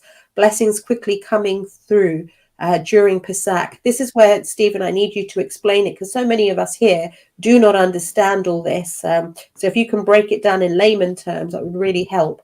Solar eclipse, 8th April 2024, moved to the sign Aries, in brackets, the ram of Lamb, which has these sub-constellations.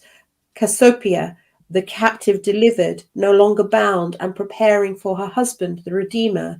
Cetius, the sea monster, the great enemy bound. Perseus, the breaker, delivering the redeemed. This speaks of blessings from the remnant, delivery from the enemy, and binding the enemy, in brackets, the dragon. Can you explain that in layman terms? Yeah, sure. When you're talking about when you talk about these constellations, okay, the constellations are particularly the ones that are well known, like Aries, for instance, is a well-known constellation. This is a constellation that is at the event horizon. And so you see the 12 signs, there's actually 13 constellations that are cloistered at the event horizon that move up and down with the tilt of the earth. Or you might think of it as some other way that it happens. But at any rate, consistent with my belief that there is a tilt of the earth and that the tilt changes as the earth moves around the sun, that these constellations are below the event horizon and then above the event horizon. but these are the ones that are commonly watched. However, when you talk about constellations such as Pegasus, Cassiopeia, Cetus, Perseus, these kinds of constellations, these constellations are sub-constellations to Aries. They're within Aries. Oh. And so what you're seeing here is that this comet, which by the way is also known as the Devil Comet, because it's got horns. This comet has horns coming in. And it should be visible in the sky tonight. If those of you have clear skies, you should be able to see it tonight. In America? Just in America? I think in America, yeah, I think you can see it tonight, yeah. Right. And so here you see one witness is the comet coming in with this eclipse. And this comet is, so the lunar eclipse is occurring in Pegasus. So the eclipse was in Pegasus, and that was happening during Passover. That happened when we were at Passover, in fact. We were down in Cornwall. Right. And the solar eclipse happening on the 8th of April moved into Aries. So this means that the placement of these in the sky, when if you looked up at the night sky, you would see the sun, the moon crossing in front of the sun, and behind it would be this constellation Aries, and in particular Cassiopeia, Cetus, and Perseus behind it. And whereas the lunar eclipse was the moon was found in front of the constellation Pegasus. So if you get, there's certain software you can get on your phone, or you get it on your laptop, that are stellarium software that you can view the constellations in the heavens. They're really quite good. And some of them are I've got a couple that are just really keen where, I can look it up and I can focus the phone on whatever constellation I'm see, looking down at constellation below the event horizon. And it will identify the 88 constellations and the individual stars by name that have been named within the constellations. So it is something worthy of study for the believer, not to study astrology where somebody's predicting, gee, what's your sign? Your personality means this, and you're going to have a good day at work today. That's pop nonsense. Okay, that's just pop. It's just fluff. It's old wives' tale stuff, like reading tea leaves. But when you're talking about understanding the signs in the heavens in terms of what the constellations are doing, where they are in the heavens, what the moon cycle is, most people do not understand the moon cycle. It's a very serious and difficult study because of the motion of the moon around the earth. And when you're talking about the motion of the earth and the moon in conjunction with the sun and how that cycle is completed, that's a 19-year cycle. That's a 19-year cycle of nuanced differences. Okay? That's why trying to create an algorithm that's only 1 year long is almost an impossibility. You're never going to get it right because it's not a completed cycle. And so anyway, these things are kind of giving you an idea that if you're looking at these signs and getting signs in the heavens in terms of what's the moon and the earth relationship to these stars at the time of the lunar eclipse on Pesach, what was that? Blessings coming quickly during Pesach. And if I recall, I think that red moon this year, Jess, we didn't see it because we were in Cornwall. It was, you couldn't for all the rain that was coming down. But the other hand was in Aries, right? And so this is a sign. The lamb, right? The ram or lamb. Remember, what did Yah say to Abraham when he was sacrificing Yitzhak? Yah will provide himself a lamb. And so you see this, preparing her husband, the great enemy is found, and delivering the redeemed. All of these things are marked in terms of what is being said to the believer, looking at the sun, the moon, and the stars, the greater light, the lesser light, and the stars also for signs in the heavens. Commanded in Genesis 1. Okay. All right. Then when you get to witness 2, now John has set forth here some things about the Bible codes. And again, the Bible codes, there's lots of things you can do in Bible codes. Brother Martin's view is a particularly good one. He's got the link down here. You can look. But, Jonathan Wright's done a code on it. Chris Ray's done a code on it. There's a number of people who've done codes on this very thing. I think even our friend Doug Fassett, who's a member of the Sabbath meeting, has run a code on this as well. Yeah. And so all of these codes are very, very good. So what we see is we're going to see now the start of the gleaning on the solar eclipse, right, on April 8th, and the end of the gleaning of the solar eclipse of the 12th of August, 2026. Yeah, well, the gleaning, if you recall, the gleaning is the crops have been harvested. And now what's left at the edge of the crop is now going to be picked up and taken. So we're down to a point now where we've gotten to a point where for the believers, it's going to, we're going to, the prophecy that says, he who is wicked, let him be wicked still. He who is let him be righteous still. There comes a point where there's not going to be motion. There's not going to be movement. There's not going to be people changing or repenting or returning from their ways. We're very close to that point now. And we may hit that point at Shavuot on May 19th. We may hit that point when that becomes fixed. If you haven't repented by the time we get to May 19th, I'm never going to foreclose the mercy of Yah. But all I'm trying to tell you is that, that prophecy may kick into effect. So, yeah. And Tony says it's also Rosh Chodesh tonight. Yeah, the new moon. Actually, we had our new moon here this morning. So, yeah, and happy Rosh Chodesh, Tony. It's nice to get started on the new moon and get started into the second month of the year. And second Passover coming up. By the way, for those of you who missed Passover, we got the second Passover coming up. Okay. Hello, Sue. Good to see you. We have the second Passover coming up. And, it's appropriate for those of you who are far off from Yerushalayim to observe the second Passover. So do it. And if you missed the first Passover, now's your chance to get it right. And don't forget to get some real horseradish.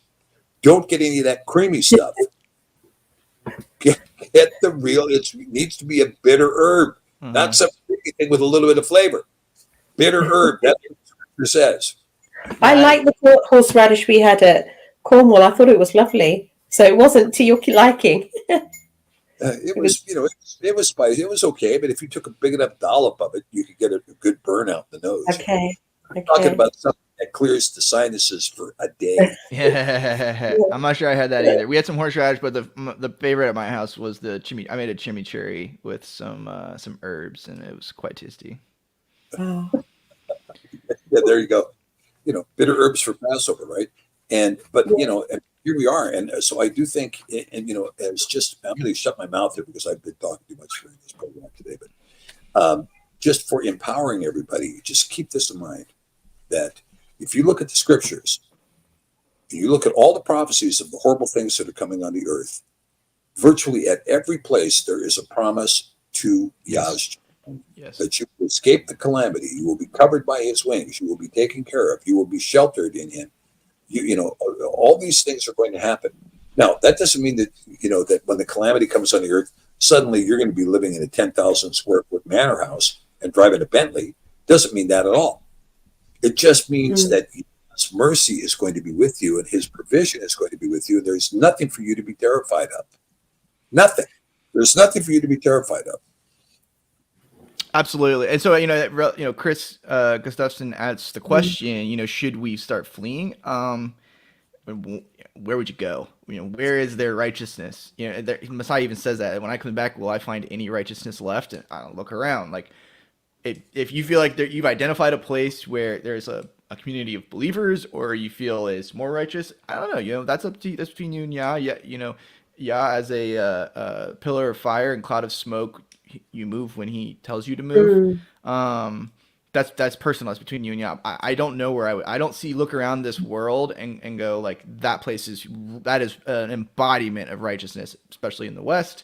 And then you look around in places that eat. I mean, every place we're all humans. Every place is run by humans. Every place is full of humanity, and humanity is in a fallen state. And so I don't see anywhere personally. I mean, I'm with you. I would probably stay in America if I had infinite money. If I were if I was in charge of the printing of the money, I would buy a bunch of land on a mountain somewhere. Personally, but I don't look around right now at our fallen state, and I've never identified one place that would be like a physical safe haven. Because I disagree with what Dr. P said. The bigger focus is on, just preparing ourselves spiritually. I think preparing physically is very important. I'm big proponent of preparing physically, but preparing spiritually is more important because, like Dr. P said, every prophecy of the coming day of Yah is accompanied by some type of promise that he will shelter us. How he does that is up to him. And it's going to be important that we can hear him because he will let us know in one way or another. And, I've really come to deeply understand that his instructions, the blessings and curses of instructions are a byproduct of following them. They're not supernatural. Can he bestow supernatural blessings and curses on top of them? of course, it's up to him. But I believe that when he says, in keeping them there is great reward, I think that that's the physical consequence or the physical ramification of doing so. For instance, not eating things that aren't food will keep your body healthy. Respecting your neighbor will foster a good relationship between your neighbor and themselves. Respecting your marriage will help create a good marriage. I think there is literally physical benefits to keeping of his instructions. And I think that that's an important part of being prepared right now. The more physically healthy you can be, I'm a big physical health proponent. And I think that not only is that important from a physical standpoint, so you can be strong, you can move if he says move, you can help if he says help. But the stronger the body, the stronger the mind. You look at science even, and you get scripture that shows this. If you can maintain physical health, you can maintain your mental health. And this goes even into fortitude and willpower. The stronger you are physically, the more fortitude and willpower you will have to resist, to do the things that might be asked of you during this time. You're also a light. So if you can be healthy right now when everyone else is sick, people are going to look at you and wonder what you're doing. And it might be an opportunity to share the gospel. And so, when it comes to what we can be doing post this sign and what should we be doing, I do think that, looking at your spiritual health and looking at your physical health are the two top priorities, or at least for me personally. And then if Yah says go somewhere, sure, I'll pack up in a second and go somewhere. But you're not escaping it. The only way you're escaping it is under his wings. And so, that's, we're just in his hands, we're just looking for the manna from heaven at that point. Yeah, I think, I think it's very important. Absolutely. We need to get the word. I was just going to say, we need to get the word in us. We need to know it. We need to be like a sponge with the word as well, to do with the spirituality side. Go on, Stephen. I was just going to say, you need to be in a place of fellowship too. You shouldn't forget your fellowship, the people that you know, the people that you love, the people you're around, the people who depend on you on a day-to-day basis, those people in your community. If you're isolated right now, that's something to think about to increase your fellowship, because, it's going to be very important to know people here and know people there. And it's knowing people that is going to make the difference in terms of how you survive, not where you are.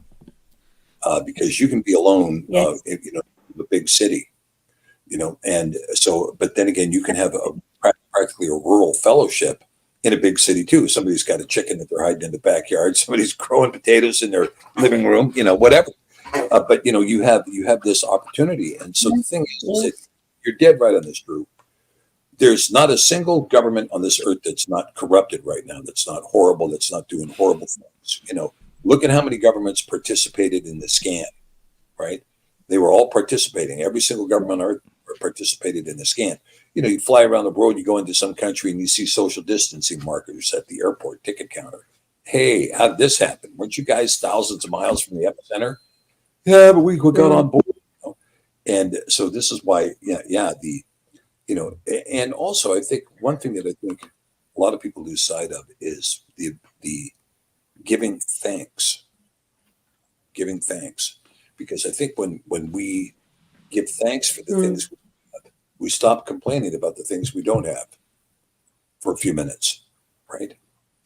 And prayer and supplication, and you mentioned it, Drew, showing love to the non-believer speaks volumes. You can sit there and preach, the word, if you would just read John 1, if you would just read Matthew 28, if you would just read, no, but you show somebody love and consideration for their lifestyle, not for their lifestyle, but for their life. I care about you. I care about the things that happen to you. I care about the circumstances that are in your life that are making you suffer. I care about those things. And, and I want to try to lift you up as much as I can. I can't dip into my wallet every time I turn around, but I can come up with an idea. Have you thought about this? Have you tried that? I know somebody that can do this. How about those kinds of things? Make a big difference in somebody's life, and particularly in non-believers' lives. Because a lot of non-believers, they think in their own heart, I'm a good person, right? They may not believe in anything. They may not believe in a creator, but in their own mind, they think, I'm a good person. I know I'm a good person. Well, you may or may not be, right? Because if you don't know what sin is, you might not know how many sins you're doing, right? Correct. But to be able to somebody and say, okay, in the goodness of your heart, let me say this to you. What can I do to, to just ease some of the emotional burden, to say hello to the lonely person, to put a smile on the face of the clerk whose life is absolutely miserable behind the counter, right? You can see people who's living a life of misery, and you can add to that misery or you can alleviate that misery. And sometimes it's easy as a smile, and that alleviates the misery, right? But by showing love to a non-believer, they look at you and say, hey, this is something else. This is why Paul talks about it all the time. Love trumps everything else. Yeah. Yes. Beautiful. And what the Messiah say, those who love their friends are no better than publicans, are no better than sinners, and the Father in heaven makes it to rain on the just and the unjust. And I think I personally think it's incredible. And we had this interesting discussion on Shabbat of like, how do I talk to my family? And then I'm not saying to not share the gospel, but just meet them where they're at. Have a kind of secular conversation with them. Don't endorse their sin, but meet them where they're at and just be kind and show love and lead with love and lead with meekness and humility and again, because going back to my point a little bit, when you don't keep his commandments, I think you open yourself up to anxiety, depression, sadness, the things that are wreaking havoc across, the Western world right now. And if you can be an example of not that, if you can be just genuinely happy, if you can be genuinely comfortable with yourself, if you can be genuinely at peace and have shalom with yourself, you're going to exude that. And people who don't have that will recognize that. And if you can just be there and be someone they can talk to, just a smile, you never know, they might approach you and be like, hey, I'm actually like, how, blah, blah, blah. I'm struggling with this. I've kind of noticed this, and that's an opportunity to share. Oh, by the way, I only have fear for Yah. I don't really carry anxiety for those things around me. It's just an opportunity to share the light of his word at that point too. I think it's incredibly important. I really do. I think, like I mentioned, I think the time for divisions has long come and gone. And I totally agree, Dr. I think that with the believers as well as with those who are not of the faith, there is only really one way to share the faith, and that's by being the light. And I think Paul's letters are replete with this. And you do that with love, you do that with kindness, you do that with meekness and humility. And there is never an instruction or a commandment to beat the sinner over the head with the gospel. Now, are you supposed to be a watchman? Are you supposed to reprove them of your sin? Are you supposed to not suffer sin on your neighbors? Yes. But there's a deftness, that there's a gentleness that comes with how you do that. There will be a time and place for fire and brimstone. Like if you're calling down fire on the prophets of Baal, awesome. We obviously have examples of that within scripture as well. But if you're just interacting with your neighbor and trying to share the light with them in some form or fashion, I mean, you're gonna have to figure out the best way to do that. And a lot of the times that's just leading by example, right? So parents, we know as parents, it's really difficult to communicate what we want to the child a lot of the times, as from all ages. But if we can be that example and then communicate with our words, we're going to have a stronger reinforcement with them. They're going to see what we're doing. They're going to see the impact of our behavior, and they're going to have those actions as things to fall back on, rather than sort of the words that are very easy to come in and out of the ears. I think as parents, we really understand that. And we need to kind of take that same principle to those around us, especially those that aren't believers. I do think that, going back to, I think being a pinnacle of health right now is difficult. People are unhealthy physically and mentally. And if you can be healthy, people are going to kind of notice, and they're going to potentially turn to you. For me, it's my mom and dad. I have been long on a lot of different things that are starting to come into the mainstream now, which is, don't plastic, don't do this, and don't eat that, and seed oils and all this stuff that lots of us probably know about. I've been trying to slowly trickle out to my family members that I listen for a long time. And now my mom is, she's doing research on her own, and she's been on this journey on her own now for a long time. And that was one way that I was able to relate to her. And it kind of makes my sharing of the gospel a bit stronger. I've built trust in this thing that society was saying something different. I was saying something different. And all of a sudden she's seeing me as more of a point of authority than the mainstream in certain aspects. And, that kind of bleeds over into my sharing of the gospel with her and my sharing of my lifestyle with her and my reasoning for not participating in Christmas with her. And so as we look for ways to reach those in our lives that we want to reprove of their sin and we want to help them, lead them into the right path, that narrow path, you're going to have to find your in. And it's going to be different with different people. And like I said, I think that in the Western world, if you can be at peace and have love and be free of anxiety and be healthy and be able to handle all that, kind of this modern world is throwing at you, that's going to be noticeable. And I think it's going to be a great in and a great discussion point with your community and those around you. Wonderful. Thank you, Drew. Guys, I don't want to take up your time or our wonderful fellowship here anymore. Everything has been so wonderful and succinctly said. I don't need to repeat anything there. Stephen, you're back on Thursday, right, with Sefer Moments? Well, it all depends on if my jet lag there will not be Sefer Moments this Thursday. I'm actually involved in a large conference up here called the Arctic Encounter. And the Arctic Of course, Encounter, yeah. this is a huge conference, and we're going to be dealing with the major issues facing where I live. And I want to try to, again, go to and say, hey, let's look at the light for a few minutes instead of the dark. And instead of talking about stereotypical narratives that have no redeeming quality whatsoever, let's talk about what we're going to do as a people and how we're going to get along. We who live along the Arctic Ocean, how we're going to get along. And we're going to figure it out. We're going to figure it out. And we start, it all starts with what? Encouragement. It starts with encouragement. And, so I've been invited to speak at another conference up here, which is a conference for the indigenous peoples up here, the first tribes, right?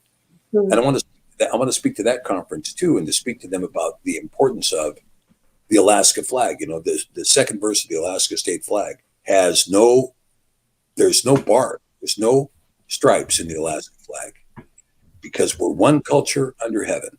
We're one, and this is such an important part. We live in one culture, and we need to live with each other.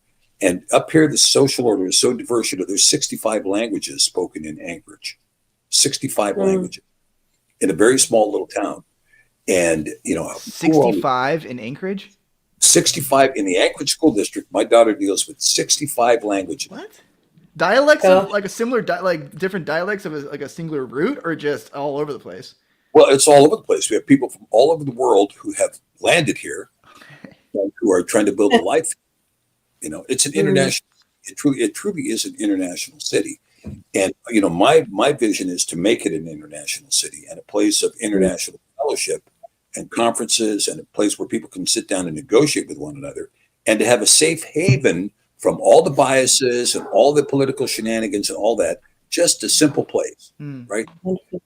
And so yeah. And it's good that it's your home ground. That's significant. That's really, really good. I thought that was yesterday, actually. So Thursday. I don't know what I'm doing here in Alaska. I mean, when you hit 40 below in January, everybody in the place is asking themselves the question: is this really fit for human life? Should we really be here?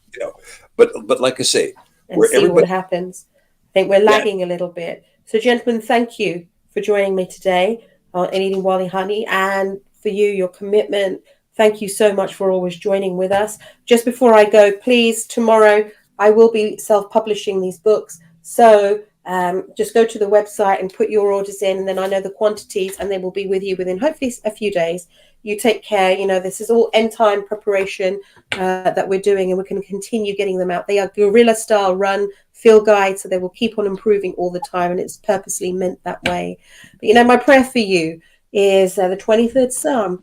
Yahusha is my shepherd, we shall not want. He lead us through green pastures, beside still waters, he restores our soul. Yea, though we walk through the valley of darkness, we shall fear no evil, for their rod and their staff, they comfort us. You prepare a table for us in the midst of our enemies. Surely goodness and mercy shall be with us all the days of our life, and we shall live in the house of Yahusha forever and ever. Amen. Amen. We love you guys. Thank you. Thank you for joining us. Take care and see you next week. Bye-bye. Thank you, Shalom. Stephen, Drew.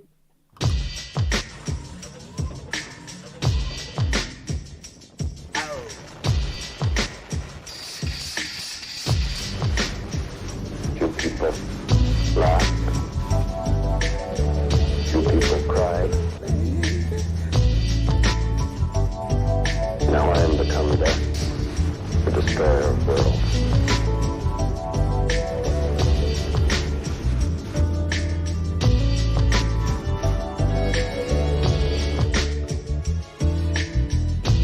Ever seen a blind man cross the road, trying to make the other side, baby? Ever seen a young girl growing old, trying to make herself a bride?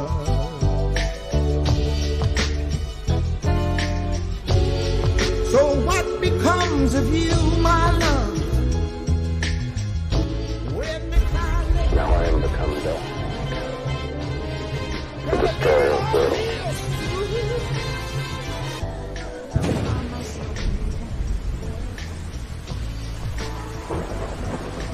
Pray that he's still out there. Somewhere.